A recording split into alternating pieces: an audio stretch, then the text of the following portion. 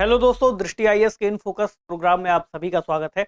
हम जानते हैं कि किसी भी ऐसे पदार्थ पर जो अपारदर्शी हो, उस पर अगर कोई प्रकाश की किरण पड़ती है, तो सामने से आने वाली प्रकाश की किरण जब उस पदार्थ से या फिर उस तत्व से टकराती है जो कि अपारदर्शी है, तो उसके पीछे एक परछाई का निर्माण होता है।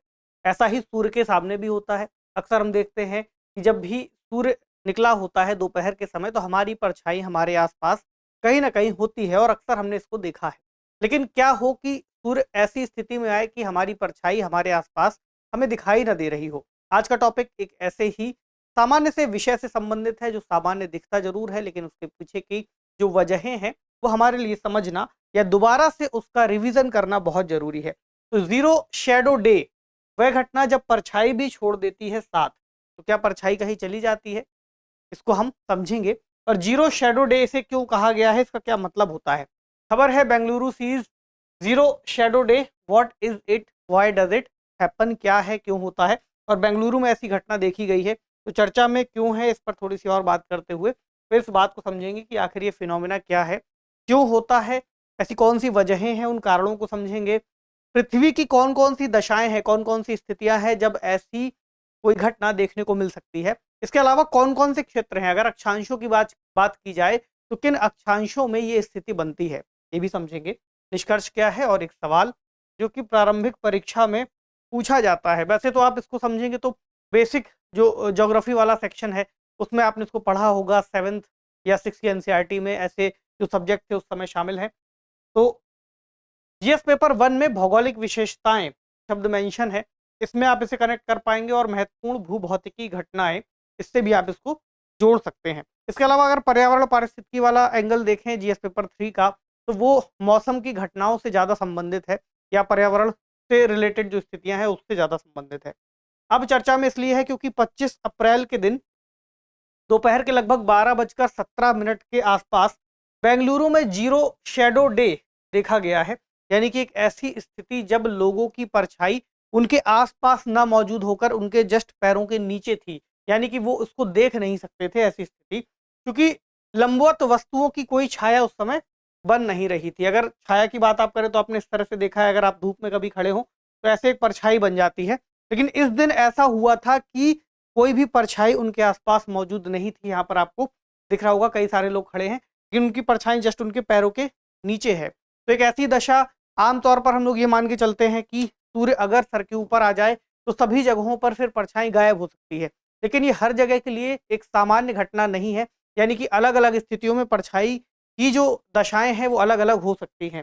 तो छाया सीधे वस्तु के नीचे आती है, इसको हम कहते हैं जीरो शेडो डे। लेकिन ये फिनोमेना हर जगह के लिए एक समान नहीं है। यानी अगर आप उत्तरी ध्रुव के आसपास कहीं खड़े होंगे तो वहां पर ये फिनोमेना नहीं बनेगा, तो कहाँ बनेगा, इसको हम समझेंगे। कर्क रेखा और मकर रेखा के बीच पृथ्वी पर प्रत्येक बिंदु के लिए साल में 2 बार शून्य छाया दिवस की स्थितियां बनती है। कहाँ कहाँ? कर्क रेखा और मकर रेखा के बीच में। अगर कर्क रेखा के उत्तर में है तो फिर ये स्थिति नहीं बनेगी। और बेंगलुरु के लिए चूंकि पहली स्थिति हमने देखा 25 अप्रैल को बनी, अगली की बात की गई है कि 18 अगस्त के आसपास ये स्थिति पुनः दोहराई जाएगी। ऐसा क्यों कहा गया है कि 2 बार साल में स्थितियां बनती हैं, इसको भी समझेंगे। जीरो शैडो डे ट्रॉपिक्स के बीच के स्थानों तक सीमित होता है। ट्रॉपिक्स का मतलब ट्रॉपिक ऑफ कैंसर और कैप्रिकॉन, दोनों के बीच में। भारत में रांची के उत्तर में स्थित स्थान इससे बाहर होंगे, ये भी एक बात है, फैक्ट है। कैसे इस फैक्ट को हमें समझना है, देखिए ये है कर्क रेखा जो कि 23.5 डिग्री नॉर्थ पर खींची गई है, काल्पनिक रेखा है, इसके आसपास मानी जाती है। तो ये रेखा जब भारत से अगर आप देखेंगे तो भारत के किन किन शहरों से गुजर रही है। यहाँ है रांची, रांची के पास, इधर भोपाल थोड़ा सा इसके दक्षिण में है, और इधर है गांधीनगर, गांधीनगर भी इसके दक्षिण में है। इसके उत्तर में जो भी शहर होंगे, जैसे जयपुर है मान लीजिए, ठीक, इधर है लखनऊ, इधर नई दिल्ली, इन सभी में जीरो शेडो डे की स्थितियां नहीं देखी जाएंगी, इस बात को याद रखिएगा। ऐसी कोई भी दशाएं जो कर्क रेखा के दक्षिण में होंगे शहर और मकर रेखा के उत्तर में होंगे, उन्हीं स्थितियों में ये चीजें देखने को मिलती हैं। अगर इस मैप में आप देखें तो आपको समझ में आएगा। ये रेखा है मान लीजिए कर्क रेखा, यानी कि 23 डिग्री नॉर्थ, और यहाँ है मकर रेखा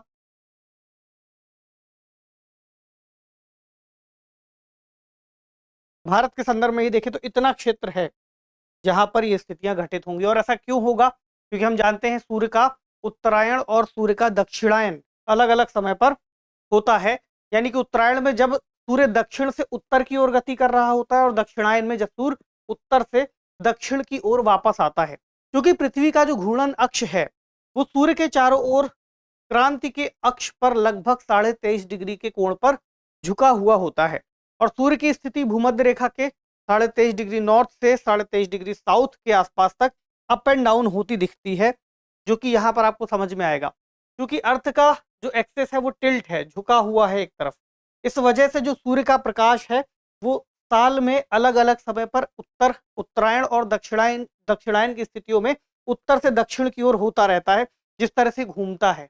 अब यही वजह है जिसकी वजह से ऋतुओं का परिवर्तन होता है। ठीक, इसके अलावा आप देखेंगे कि वर्ष भर में जो दिन की लंबाई और रात की लंबाई होती है उसमें भी अंतर आता रहता है। उसका भी कारण यही है।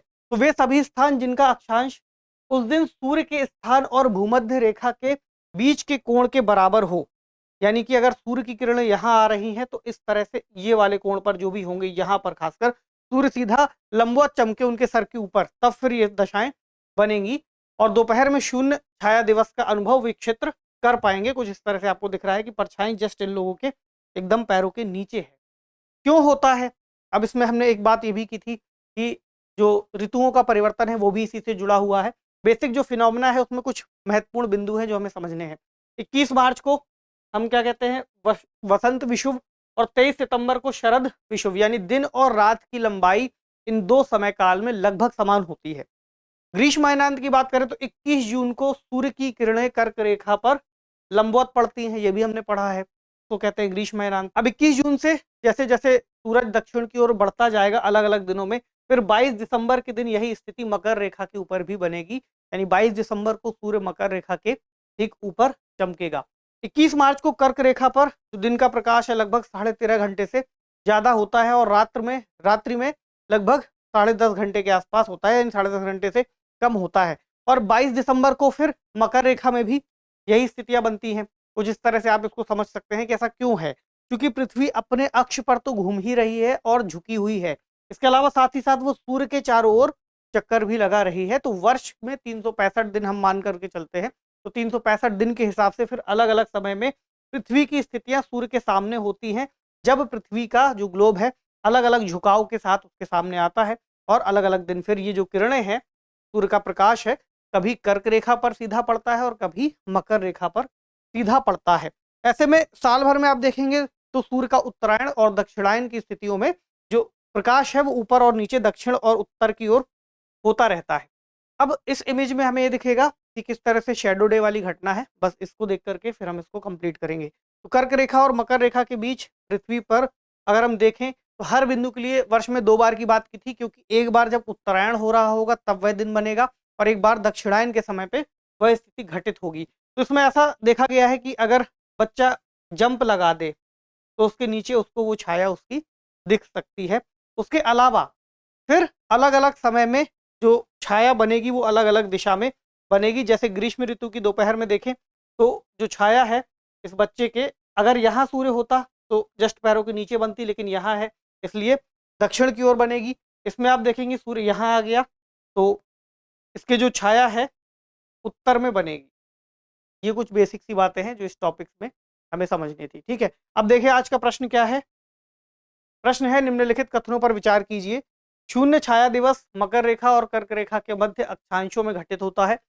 दूसरा, नई दिल्ली में 28 अप्रैल को शून्य छाया दिवस घटित होता है। आपको बताना है इनमें से कौन सा या कौन से कथन सही है। फिर हम देखते हैं कि आपने इस कॉन्सेप्ट को कितना समझा है। अगर आप लोग इसके बारे में पहले से जानते थे तो आप लिख सकते हैं कमेंट बॉक्स में। अगर नहीं जानते थे, अभी इसको सीखा है, तो भी अपनी राय बता सकते हैं। आपसे मिलेंगे अगले सेशन में। पढ़ते रहिए, ख्याल रखिए।